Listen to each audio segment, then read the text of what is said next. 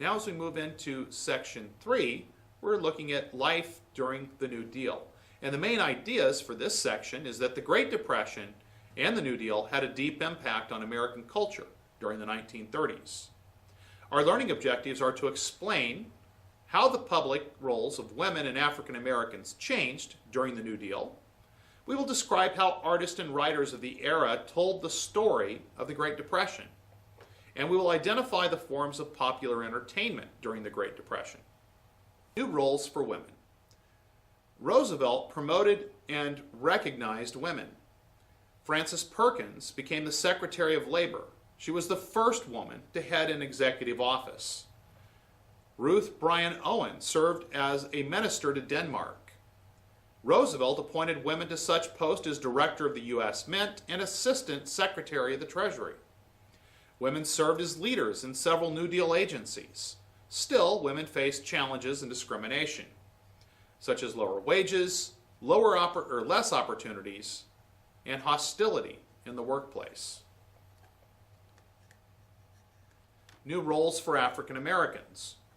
Roosevelt's administration also appointed many African Americans. William Hastie became the first black federal judge. A group of African Americans hired to fill government posts were known as the Black Cabinet, and they served as unofficial advisors to the president. The Black Cabinet met under the leadership of Mary McLeod Bethune, Director of Negro Affairs in the National Youth Administration. Still, African Americans continued to face tremendous hardships during the 1930s, such as severe discrimination. Thousands of African American sharecroppers and tenant farmers were not helped by New Deal programs. Southern Democrats in Congress opposed efforts to aid African Americans. Many African Americans switched from the Republican Party to the Democratic Party in the 1930s, and I alluded to this in section 1 when we talked about Eleanor Roosevelt and her campaign to end the lynching of African Americans. This created a shift, that shift of many African Americans switching their loyalty from the Republican Party to the Democratic Party. And kind of related to this, there was kind of a flip-flop over the years.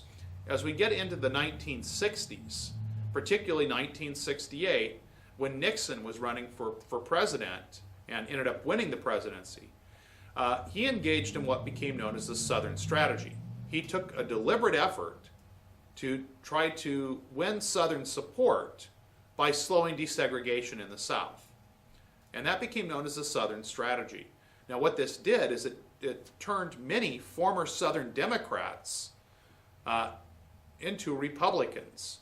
And so a large group then shifted their allegiance from what had been the Democratic Party. Although the Democratic Party was frequently divided, this group began to shift their loyalty now to the Republican Party. And today, many of those states that quite ironically had been Democratic states, so much so that when Abraham Lincoln was elected president, they seceded from the Union. Many of those states today are strong red states, states that solidly go to Republican candidates. So things have really changed tremendously over the years. Now, looking at the art of the Great Depression, painters and sculptors fashioned works depicting the struggles of the working class. Authors and playwrights focused on the plight of the rural and urban poor. One example would be writer John Steinbeck. Steinbeck had written many successful novels, including Cannery Row and Of Mice and Men, but really probably one of his most well-known was The Grapes of Wrath, which was also turned into a movie not too long after. And once again, that depicted a migrant family who was moving during the Dust Bowl out to California to try to create a better life. Songwriter Woody Guthrie, we also talked about him in the last chapter. He celebrated the lives of ordinary people. Writer James Agee, Let Us Now Praise Famous Men. Photographers such as Dorothea Lange recorded images of jobless people and the rural poor. In fact, we talked about her famous photo, Migrant Mother, which included a photograph of Florence Owens Thompson, a woman who came to reside in our own area, in Modesto, who I actually knew her grandson. Dorothea Lange spent a lot of time photographing right through the heart of California. Walker Evans depicted the lives of sharecroppers in the lower South. So many artists began to focus their content and their attention on the plight of those that were struggling during the Depression. Once again, talking about migrant mother and Dorothea Lange. Dorothea Lange was a celebrated chronicler of the Great Depression. She recorded images of jobless people in her hometown of San Francisco. Lange worked for the Farm Security Administration. She was hired to document the plight of the poor and, through her images, gained public support for New Deal programs. Lange's photographs of the rural poor helped raise awareness about the poorest of the poor, sharecroppers and tenant farmers. In 1937, the federal government finally began to provide help to sharecroppers and tenant farmers.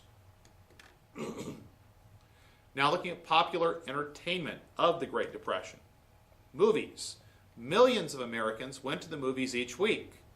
Most films were upbeat and allowed viewers to escape the Depression. Grand musicals and comedies were popular. Animation and color photography delighted audiences. Radio provided politics, religion, music, sports, and other forms of entertainment, and introduced new styles, such as jazz and swing.